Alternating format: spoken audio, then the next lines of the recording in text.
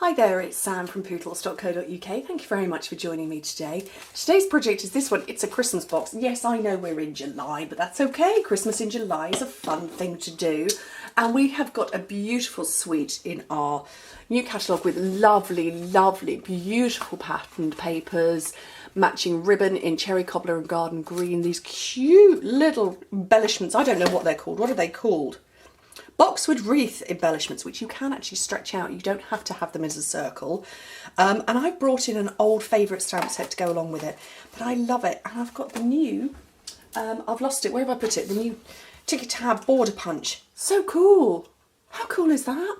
Anyway, so this is a remake of an old project of mine from, quite a long time ago.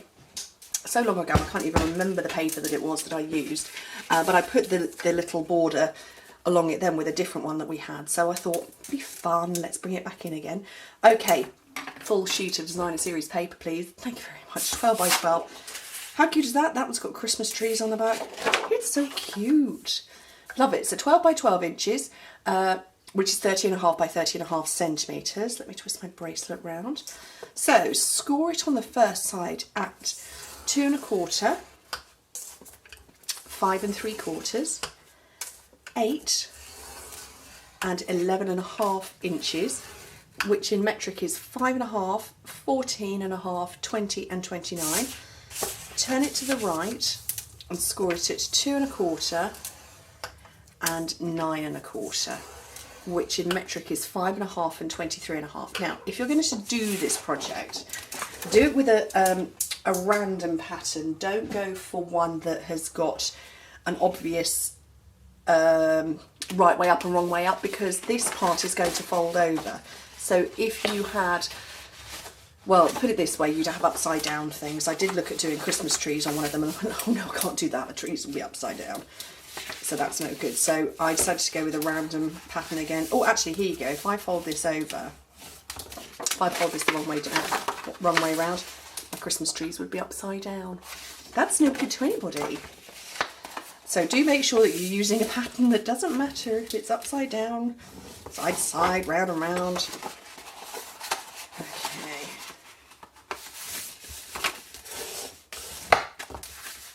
So I'm folding and burnishing all of my score lines.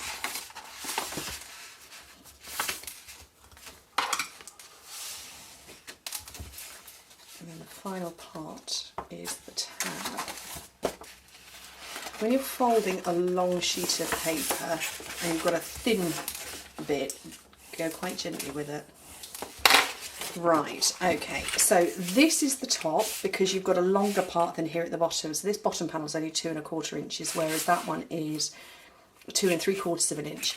We need to keep one part, so you've got these 4 panels here and you've got a thin section. This is the one you want to keep, the wider panel next to the thin. Maybe if I turn it around that way. It's probably not, it will become clearer when I cut it, so I'm going to cut it now.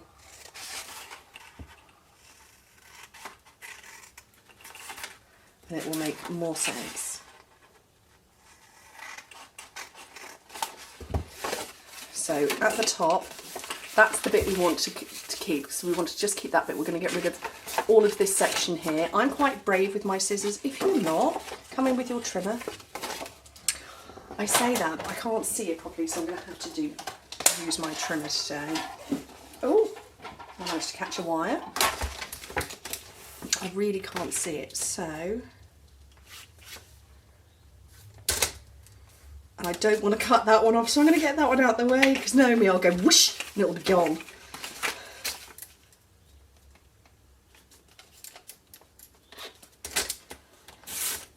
There we go. That was quicker, actually, to be fair. So I've got rid of that panel, so that's all I'm left with. Down here I need to get rid of the little skinny bit again. And then just cut straight up these tabs.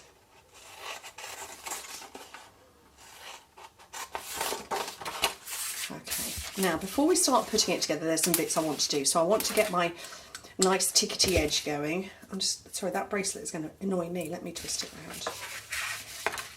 So I find you've got two options. You've got a couple of little marks there. Line it up with one of those on one edge, and I can see this, so I've lined my paper up with it.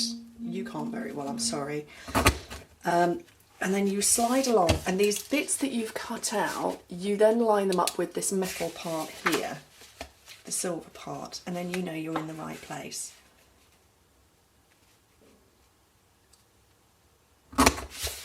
There we go. So, oh, one last bit there. I really do hope my head's not on the top of this camera.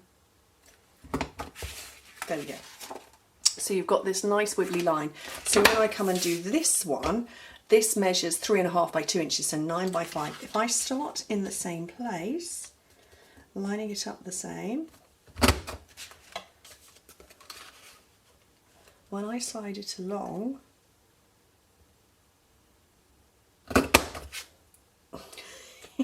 the same thing again. It should hopefully line up perfectly under there. So if I was to slide it down, it would line up perfectly. And I slide it out to peep out.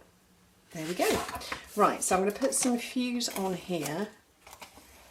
And how far you have it sticking down is entirely up to you. I generally fiddle around until I'm happy with it, but the glue's going to stick. Let me do it this way around. No, I can't do it that way around. I'm right-handed, so I need to do it this way around, so I'm not getting the glue stuck. I think about that. That looks good to me. Yay. Very good. Right. This is going to come round and stick, and it's going to fold over like that. Now, I punched my holes here anywhere I fancied, but I then found I had a bit of a problem. When it folded over like that, I'd punched my holes down here at the bottom, but I couldn't get my punch in there, so I would advise you punch this bit first. So you've got a wide panel, narrow, wide, narrow, so it's this wide one without a top to it, and put 2 holes in and go down as far as you can.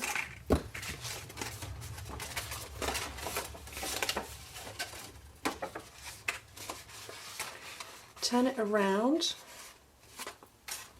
and just line it up. So I'm lining up this straight side with that one. So I'm lining up my score lines. She says she's failing to line these score lines up. I'll do it that way.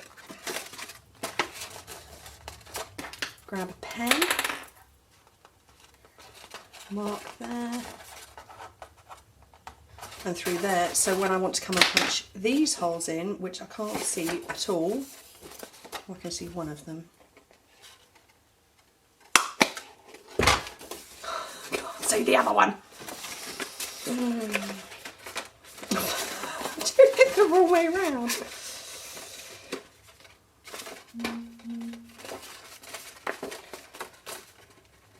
There we go. I've created myself like this little sort of mini template, and you do need to get these holes in first before you start sticking it together, because otherwise you're just going to end up with a nightmare like I had. So learn from my mistake. That's a definite tip. Okay, let's try a bit of that bit off. So, fast fuse down there.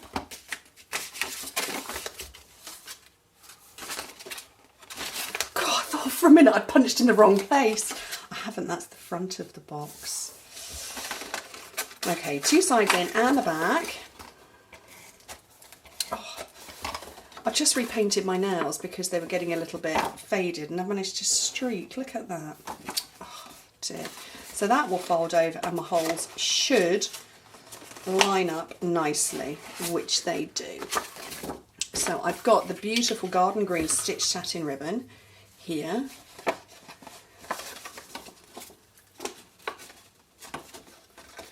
And I want to come through the front, one side.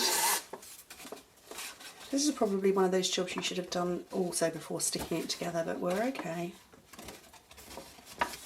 And through there.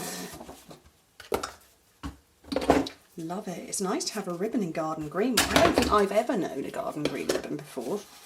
I might be fibbing, but I don't recall one ever.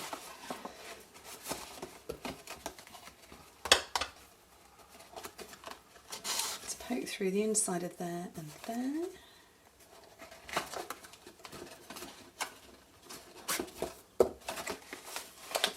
Close it all up.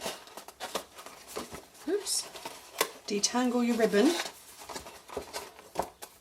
And that's holding itself closed now anyway. Obviously you put your goodies in first. So just tie off a nice little bow on the front. This is not the same pattern as the first one, but it's the same colour combination of the cherry cobbler and garden green. And it's nice to see it with the green. I don't know about you, but I tend to go red for Christmas rather than the green, but I like it. Okay, let's finish off. So this is an old favourite, the Cookie Cutter Christmas.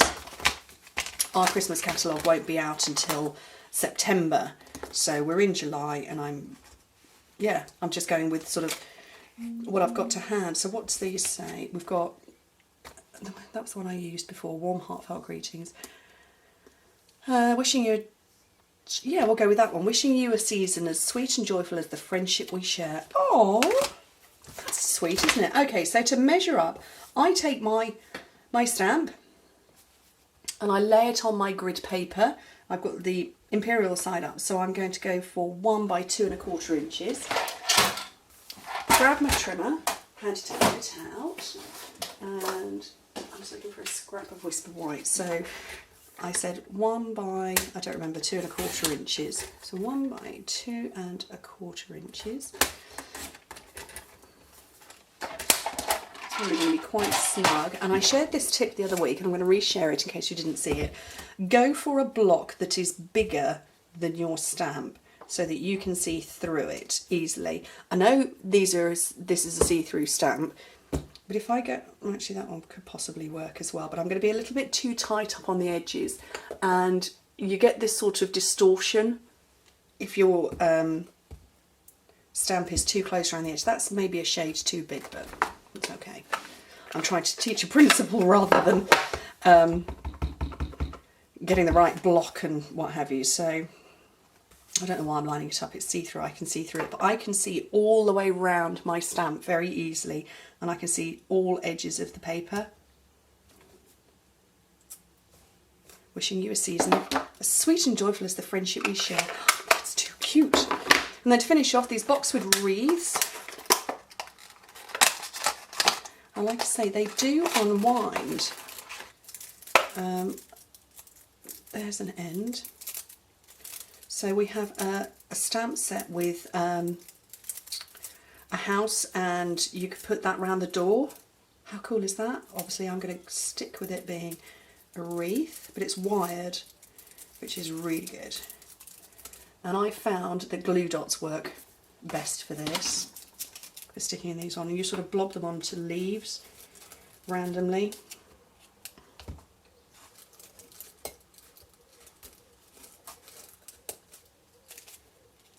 Number 3 there, I reckon. And then when you stick it on,